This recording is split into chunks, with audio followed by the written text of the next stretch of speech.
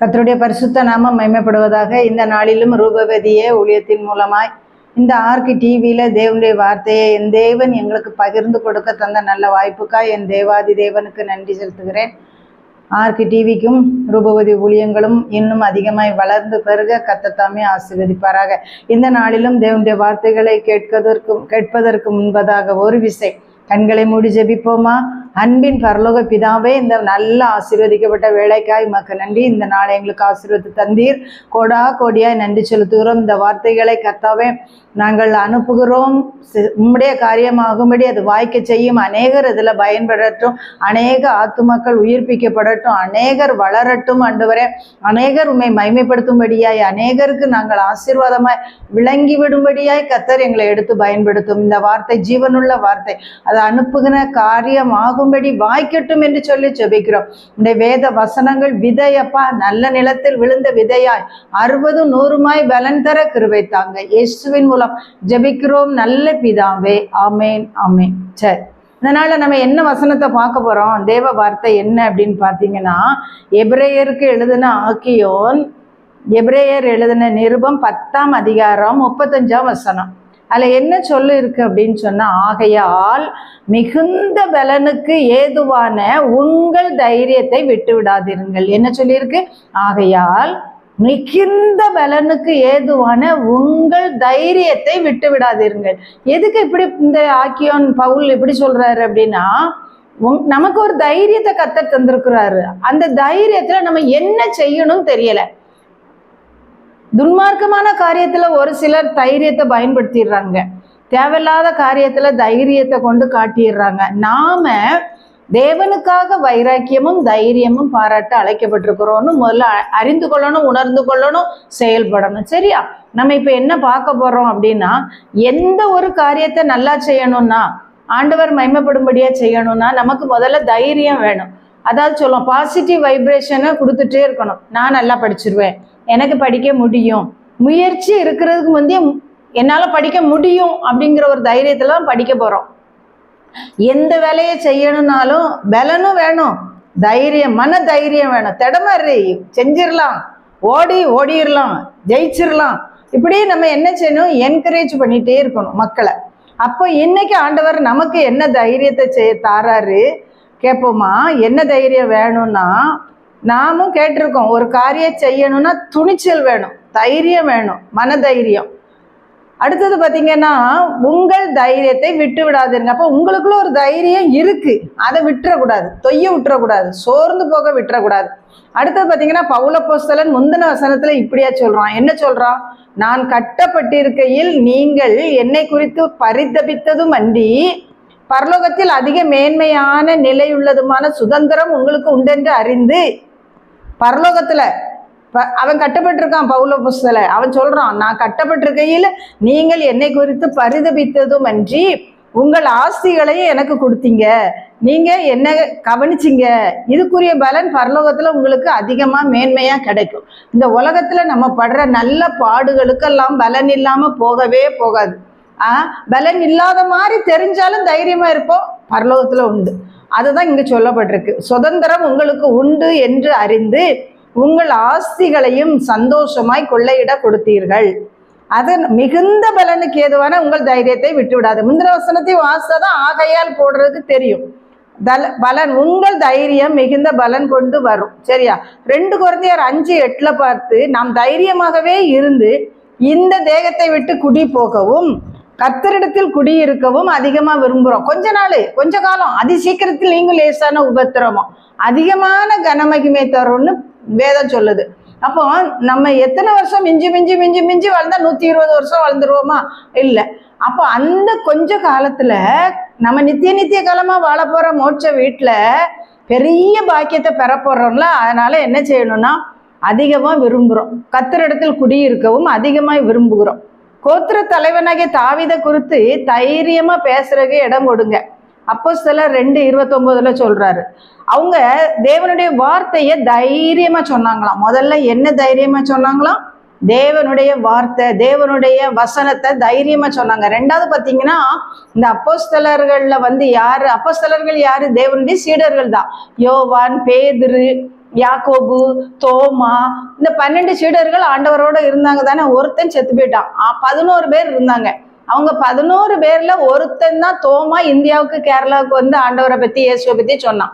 அப்போ ஆண்டவரை கொன்னாங்க, அவர் உயிர்த்தெழுந்தார், அதுக்கு நாங்க சாட்சிகள், அவருக்கு நாங்கள் சாட்சிகள் அப்படின்னு தைரியமா சொல்றாங்க.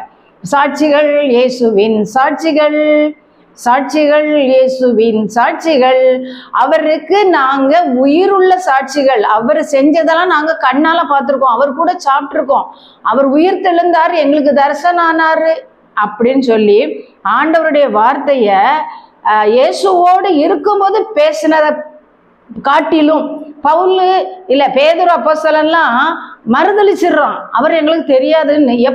எப்போ அவர் பாடுபட போகும்போது அவரை காட்டி கொடுத்த உடனே அந்த வேலைக்காரி முன்னால மறுதளிச்ச பேதுருக்கு ஒரு பெரிய தைரியம் வந்துச்சு. எப்படி வந்துச்சு? மறுதளிச்சான், எனக்கு தெரியாது.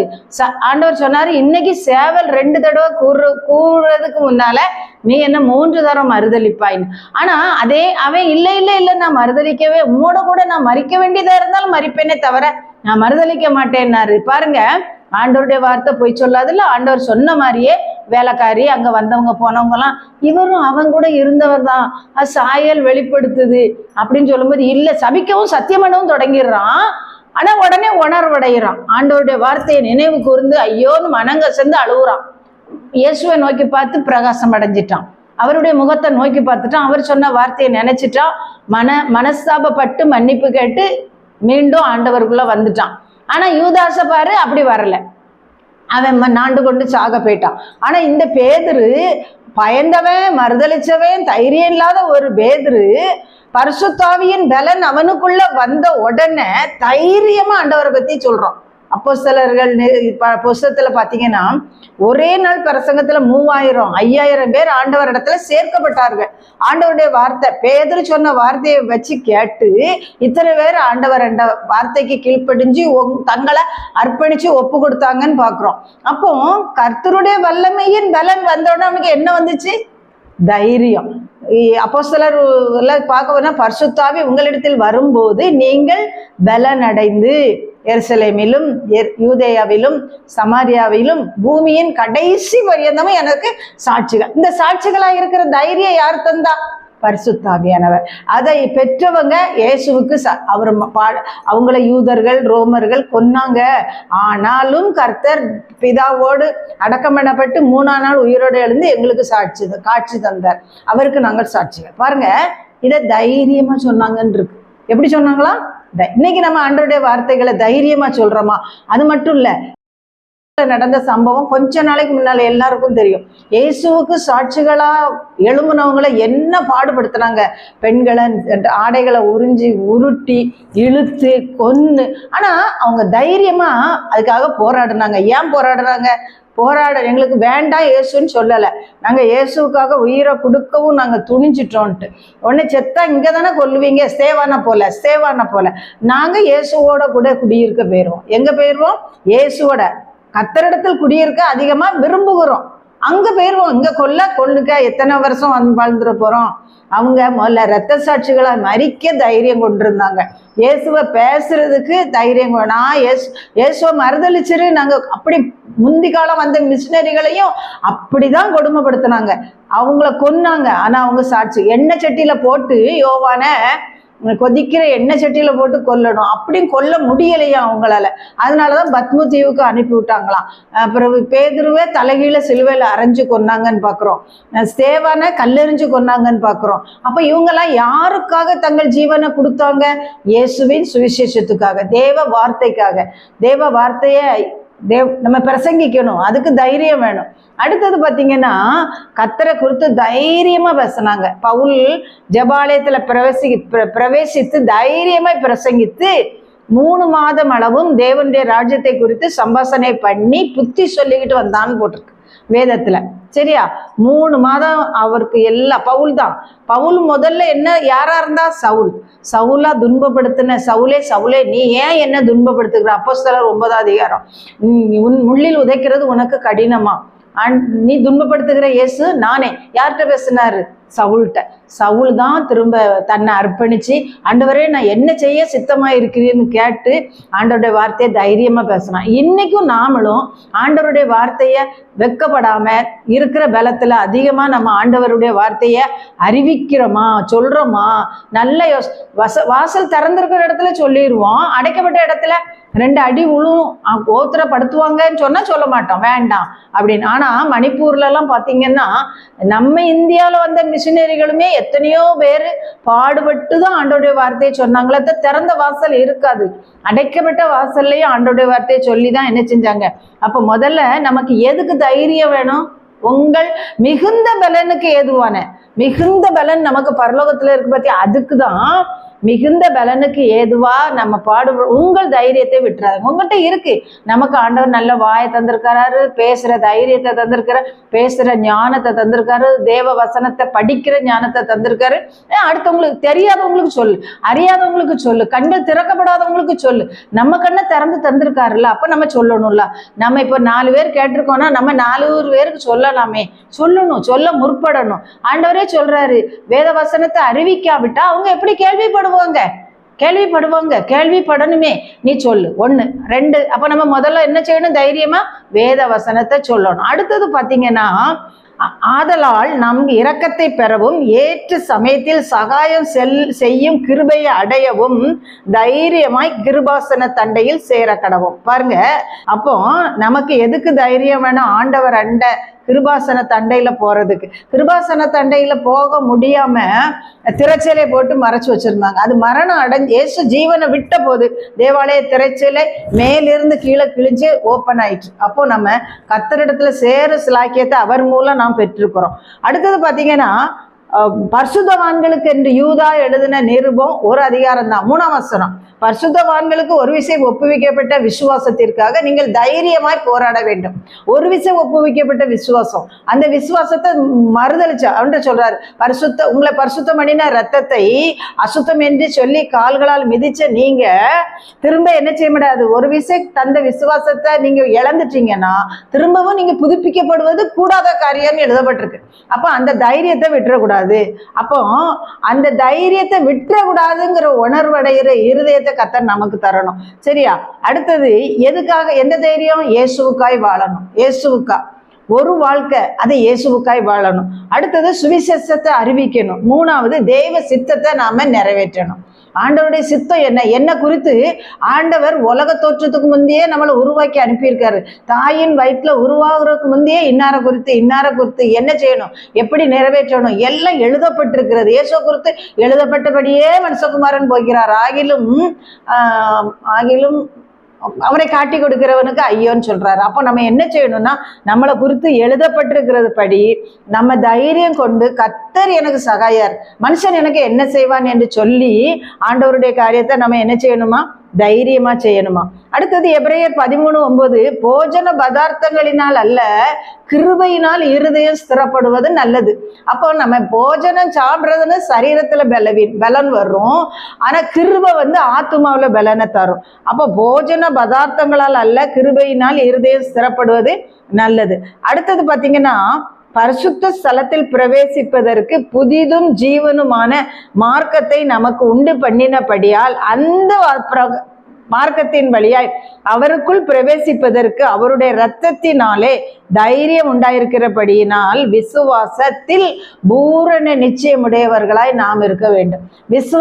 விசுவாசத்தவர்களுடைய பட்டியலை பார்த்தீங்கன்னா, அவங்க கூட வாக்குத்தத்தம் பண்ணினதை பெற்றுக்கொள்ளாம மரித்தார்கள். ஆமா, நம்ம பெற்றுக்கொண்டுதான் மரிப்போம். நற்சாட்சி, நற்கிரியை நம்மிடத்துல காணப்பட வேண்டும். இப்ப பாத்தீங்கன்னா, இயேசு அங்க சீமோன் வீட்டுல இருக்கும்போது ஒரு ஸ்திரீ நலதம் என்று சொல்லி விலையேற பெற்ற ஒரு வாசனை தைலத்தை கொண்டு ஆண்டவருடைய பாதத்துல ஊத்துனான்.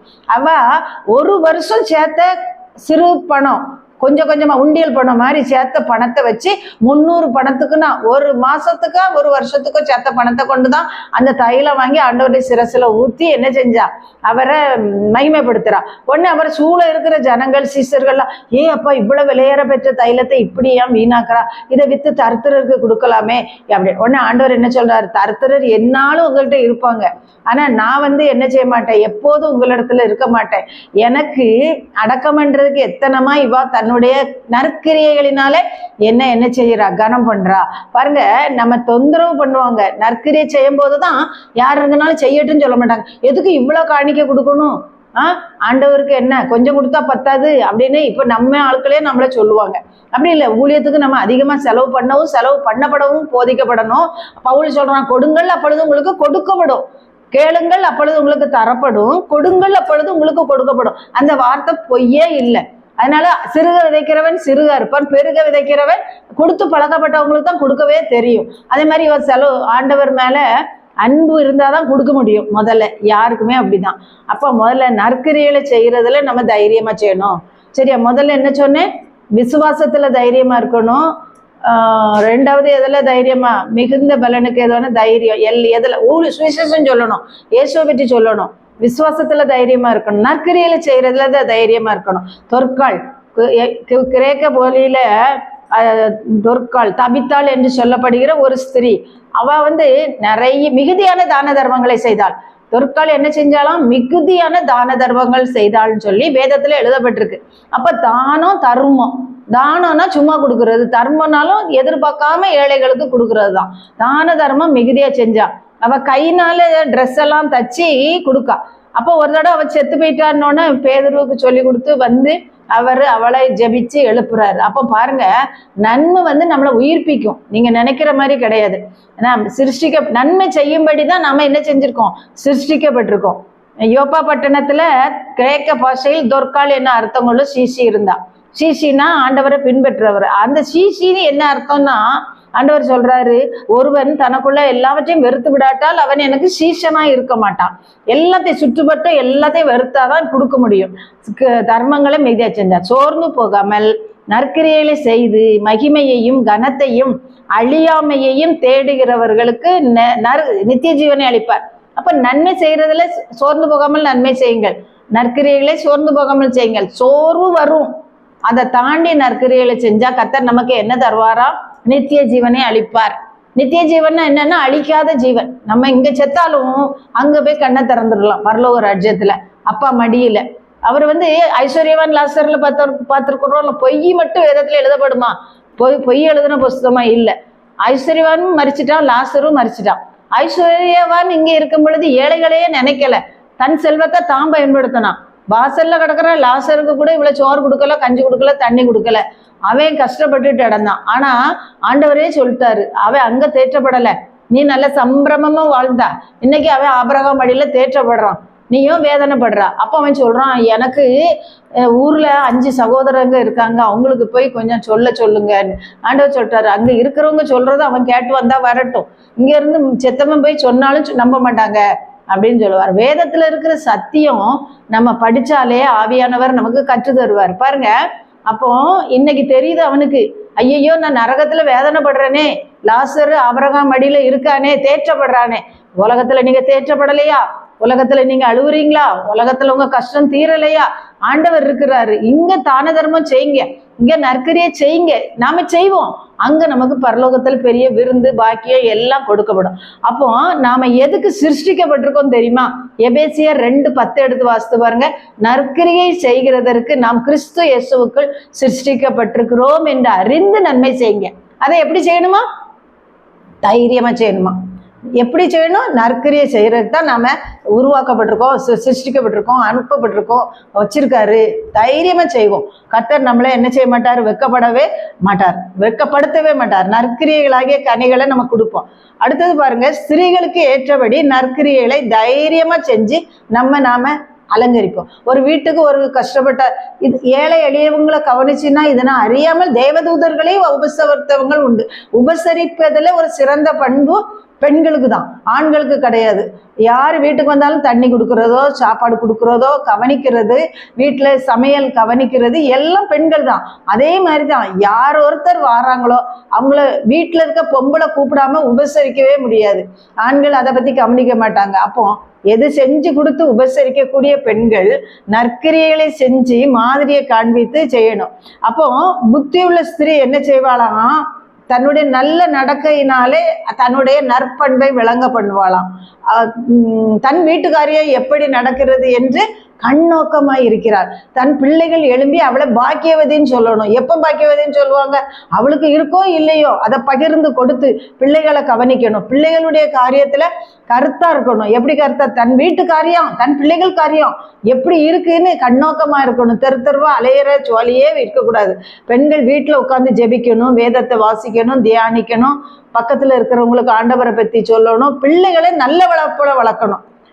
படிக்கிறதையும் கவனிக்கணும், எல்லாத்தையும் கவனிக்கணும், புருஷனையும் கவனிக்கணும், எல்லா காரியத்தையும் கவனிக்கிற பொறுப்புள்ள ஸ்திரீயா, அதுக்குதான் புத்தி உள்ள ஸ்திரீயான்னு. நான் சொல்வேன், கணவனுக்கு ராஜ பதவி, மனைவிக்கு மந்திரி பதவி. அப்போ மனைவி மந்திரி மாதிரி கணவனுக்கும் ஆலோசனை சொல்லி குடும்பத்தையும் நடத்தணும். சரி, அடுத்தது பார்த்தீங்கன்னா தெளிந்த புத்தி உள்ளவளா இருக்கணும். கர்த்தருக்கு ஏற்ற பரிசுத்தத்துல பிள்ளைகளை வளர்க்கணும். பேர் வச்சிருப்பாங்க ஜெபராஜ்னு, வாழ்க்கையில ஜெபமே இருக்காது. எஸ்தர்னு பேர் வச்சிருப்பாங்க. எஸ்தரை போல அமைதி உள்ள பிள்ளையா, கீழ்ப்படிதல் உள்ள பிள்ளையா நம்ம பிள்ளை வளர்க்கணும் அப்படின்னு சொல்லி இருக்கணும். அடுத்தது தர்மராஜ்னா தர்மமே செய்ய மாட்டான். ஜெபத்தாயின்னு பேர் இருக்கும், ஜெபம் செய்யவே தெரியாது. எங்க கோயில்ல ஒரு ஜெபம் பண்ணணும்னாலும் இந்திரந்து ரசிக்கப்பட்ட பிள்ளைகள் வந்து ஜெபம் பண்ணும். உபவாச ஜெபத்துல ஜெபிக்கிறதுக்கு என்ன செய்ய மாட்டாங்க, முன்னுக்கு வரவே மாட்டாங்க. ஜெபக்கனின்னு பேர் இருக்கும், ஜெபிக்க வர மாட்டாங்க. அப்போ நம்ம பிள்ளைகளை நம்ம பேர் வைக்கும் போதே நீங்க தான் வைக்கிய, அம்மா அப்பா தான் பேர் வைக்கும். அந்த பேருக்கு தக்க நல்ல பிள்ளையா அந்த பிள்ளைய நம்ம என்ன செய்யணும், வளர்க்கணும். ஜான் அப்படின்னா ஜான்னா அவன், ஜான்னா யார், யோவான் மாதிரியே நம்ம பிள்ளைகளை ஆண்டவரை பின்பற்ற பையனா வளர்க்கணும். சரியா? அப்போ வாழ்வுல பிள்ளைகள் ஜெபம் அதுக்கு தூணா இருக்கணும். கீழ்ப்படிதல் முக்கியம், ஆண்டவருக்கு பயப்படுற பயம் முக்கியம். அவங்களுக்கு சொல்லி கொடுத்துடணும். ஏமா கர்த்தருக்கு பயப்படுகிறவர்களையே கர்த்தர் ஆசீர்வதிப்பார், கனம் பண்ணுவார், உயர்த்துவார், மேன்மைப்படுத்துவார். நீ சின்ன காரியத்துல இருந்து கர்த்தருக்கு பயப்படணும்னு சொல்லி கொடுக்கணும். அடுத்தது பாத்தீங்கன்னா, சிறுமையானவனுக்கு தன் கையை திறக்கிறாளாம். யாரு? புத்தியுள்ள ஸ்திரீ. சிறுமையானவனுக்கு தன் கையை திறந்து ஏழைகளுக்கு தன் கரத்தை நீட்டுகிறார். அப்ப ஏழைக்கு வரும்போது 100 ரூபாய் தூக்கி கொடுக்குறது. இந்த போய் அரிசி இல்லையாம்மா, இன்னைக்கு போய் ஒரு அரிசி வாங்கி பொங்கு அப்படின்னு சொல்லி உதவிகள் செய்வதில் மிகுந்த பலனுக்கு ஏதுவான தைரியத்தை நீங்க என்ன செஞ்சிடக்கூடாது, விட்டு விடக்கூடாது. எனக்கே காணாது, எனக்கே காணாது. காணாதுன்னு சொன்னா காணாதுதாம்மா, போதும், மிச்சமா இருக்கு. இந்த மிச்சத்தை கொடுப்போம். நான் கர்த்தர் என்ன சொல்லியிருக்காரு, அந்தந்த நாளுக்கு அதினதின் பாடு போதும். இந்த நாளைக்கு இருக்கா, சரி ரைட், நாளைக்குள்ளதை நம்ம இன்னைக்கு இந்த ஆள்கிட்ட கொடுத்துருவோம், அவன் ராத்திரி சாப்பிட்டு. எங்க ஊர்ல ஒரு ஐயர் இருந்தாராம், டக்கரையர், ஈசகையர். அப்போ அவரு என்ன செய்வாரா, அப்போ எத்தனை 150 வருஷத்துக்கு முன்னாடி, அப்போ கரண்ட் லைட்லாம் பண்ணவள ஊருக்குள்ள ஒரு வீட்டுல இருக்காது. எல்லாம் மண்ணெண்ணெய் விளக்கு, சின்ன சின்ன மெழுகுத்திரி, சின்ன சிட்டி விளக்கு, சின்ன சிமினி விளக்கு தான் வச்சிருப்பாங்களாம். இந்த ஐயர் பெஞ்சாதியும் நான் தான் சொல்றேன்ல, 165 இயர்ஸுக்கு முன்னால, 165 வருஷத்துக்கு முன்னால என்ன செய்வாங்களாம், குடிசை வீடு தான் நிறைய இருக்கும். சின்ன சின்ன வீடு, மண் வீடு, கூரை வீடு, அப்படி. இப்பதான் எல்லாம் கார வீடு, மாடி வீடு. ராத்திரி 9 கோயில்ல அடிக்கிற முந்தி 8:30 மணிக்கே அப்படியே டார்ச் அடிச்சுட்டு அப்படியே ஒவ்வொரு வீட்டு முன்னால கூடயும் போவாங்களாம். இருட்டா கிடக்கும். தெருலைட்லாம் எப்போ வந்துச்சு, இப்பெல்லாம் தெருலைட் வந்து கிடக்கு. அப்போ பார்க்க போகும்போது சில வீட்டில் பிள்ளைகளும் அழுமா, அம்மா பசிக்கு, அம்மா பசிக்கு, அம்மா பசிக்குமா பசிக்குமான்னு அழுமா. உடனே இந்த வீட்டில் அழுகுற சத்தம் கேட்கு, பிள்ளைகளுக்கு பசிக்குன்னு சொல்லுது, அப்போ இந்த சோறு பொங்கலை போல அப்படின்னு சொல்லி இந்த புருஷனும் பொண்டாட்டியும் ஐயரம்மாவும் போய் கதவை தட்டுவாங்களாம். கதவை தட்டிட்டு ஈசகையரும் அவங்க அம்மாவும் ஒன்று அந்த வீட்டுக்காரர் வருமா, என்னம்மா பிள்ளைகள் அழுவுது, என்ன விஷயம் அப்படின்னு கேட்பாராம். ஐயா இல்லை, பசிக்குன்னு அழுவுது, சோறு பொங்கலை அப்படின்னு. உடனே வீட்டில் போய் அரிசி எடுத்துகிட்டு வந்து, அல்லது கையிலே 2 பை அரிசி கொண்டுகிட்டே போவாராம். கொடுத்துட்டு இதை வச்சு பிள்ளைகளுக்கு கஞ்சி காய்ச்சி ஏதாவது வச்சு குடுமா, அரிசியை போட்டு. அவ்வளோ கஷ்டம். கஞ்சி காய்ச்சி ஊறுகாய், துவையல், வெங்காயம் இதுகளை கொடுத்து சாப்பிட வச்சு, பசியில் தூக்கம் வராதுமா, பிள்ளைகளுக்கு கொடு. எல்லா வீட்லேயும் சத்தம் கேட்க அமைதியாக தூங்குறாங்களா, ஜெபம் நடக்கா, அப்புறம் சாப்பாடு இல்லைன்னு அழுகுற சத்தம் கேட்கான்னு. நாம் இன்னைக்கு அப்படி செய்கிறோமானா இல்லை, சுகமாக டிவி பார்த்துட்டு தூங்கிடுவோம். ஆனால் அந்த காலத்தில் இந்த மிஷினரி ஊழியத்தை அப்படிதான் செஞ்சாங்க. கஷ்டப்படுறவங்களுக்கு உதவி செய்து ஆண்டவருடைய நாமத்தை என்ன செஞ்சாங்க, சொன்னாங்க. அப்பந்தான் வெள்ளைக்காரங்க வந்தாங்களா, அவங்க பால் பவுட்ரு, ரொட்டி துண்டு, அப்புறம் சோம்லன்னா மாத்திரை மருந்து, அப்புறம் எல்லாம் கலக்கி குடிங்கம்மா இந்த ஹார்லிக்ஸை, இந்த பால் மாவை கலக்கி பிள்ளைகளுக்கு கொடுங்க அப்படின்னு சொல்லி கொடுத்து தான் இயேசுவை பற்றி சொன்னாங்க. அதுதான் வேதத்தில் சொல்லியிருக்கிற. பசியாக இருக்கிறவனுக்கு ஆகாரம் கொடுக்காம போய் குளிர்ந்து காய்ஞ்சி போய் படு அப்படின்னா படுப்பானா? வயிறு நிறைச்சி கொடுத்தாதான் அவனுக்கு தூக்கம் வரும். அப்போ நம்ம சும்மா போய் பசியாரி குளிர்காயின்னு சொல்லக்கூடாது. அவங்களுடைய தேவைகளை சந்திச்சு ஆண்டவரை பற்றி தைரியமாக சொன்னாதான் அந்த வசனத்தில் அர்த்தம். காரமுள்ள சாரமுள்ள உப்புள்ள உயிருள்ள சாட்சிகளா அது விளங்கும். நாம இன்னைக்கு எந்த காரியத்துல தைரியமா இருக்கோம்? இந்த காரியத்தை தைரியம் வேணும்னா என்ன, துணிச்சல் வேணும்னு அதை கொடு. நாளைக்கு இருக்கிறத இன்னைக்கு கொடு, நாளைக்கு நமக்கு கர்த்தர் தருவாருங்கிற ஒரு துணிச்சல் நமக்கு வேணும். ஏழைக்கு கையை நீட்டணும். இதுல அறியாம நம்ம தேவதூதர்களை கூட என்ன செஞ்சிடலாம், உபசரிச்சிடலாம். கர்த்தருடைய நல்ல நாமத்தை நம்ம மகிமைப்படுத்தணும்னா நம்முடைய காரியத்தை நம்ம முக்கியத்துவம் பண்றதை விட கர்த்தருடைய காரியத்தை நம்ம முக்கியத்துவம் எடுத்து சின்ன காரியம்னால் கூட கொஞ்சம் கூட சந்தேகப்படாம ஆண்டவருடைய காரியத்தை ஜாக்கிரதையா செஞ்சா ஆண்டவர் நமக்கு எல்லா காரியத்தையும் என்ன செய்வாரு, தருவார். கர்த்தருடைய நல்ல நாமம் மகிமைப்படுவதாக. ஜெபிப்போமா. அன்பின் பரலோக பிதாவே, இந்த வேளையிலும் நாங்கள் எதெல்லாம் தைரியமா செய்யணும்னு பார்த்தோப்பா. இப்படி வசனத்தை நாங்கள் தைரியமா பேசணும், விசுவாசத்துல தைரியமா இருக்கணும். ஆண்டவரே, ஏழை எளியவர்களுக்கு கையை நீட்டணும், தான தர்மம் மிகுதியா செய்யணும், நன்மை செய்யறதுல சோர்ந்து போகாம நன்மை செய்யணும். இதுதான் தைரியமா செய்ய சொன்ன காரியம்ப்பா. நீங்கள் நன்மை செய்யதான் எங்களை சிருஷ்டித்திருக்கீங்கன்னு அறிந்து செய்ய எங்களுக்கு நீங்க பலன் தாங்க. அநேகருக்கு இந்த வார்த்தைகள் இருக்கும்போது கொடுக்க ஒரே நாள் சுனாமி எத்தனையோ பேரை கொண்டு போயிடுச்சு. அப்படி நாங்கள் எங்க பொருட்களை அழியறதுக்கு அல்ல, உபயோகப்படுத்த கற்றுக் கொடுத்து தாரும். கொடுங்கள் உங்களுக்கு கொடுக்கப்படும் என்ற வார்த்தை நிறைவேறட்டும். அநேகர் இந்த வார்த்தையில ஆசீர்வதிக்கப்படட்டும், வழி நடத்தும், பலப்படுத்தும். இயேசுவின் நாமத்தில் பிதாவே, ஆமேன், ஆமேன்.